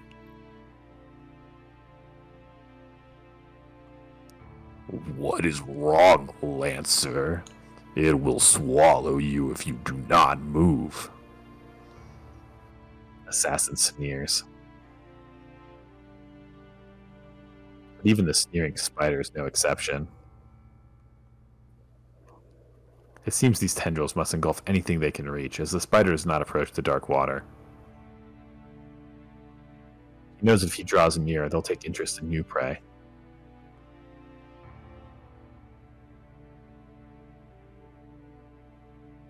I do not know how I want to do this. Your last attempt was good. Did you not like it? I don't know. I go back and forth on how deep his voice should be in my head. We want to try like a mid-range? We've done high and we've done really low. Yeah. Because that's the lowest you've ever been. But I will not allow that. I must kill you. I need more experience. I shall kill you to add to my intelligence.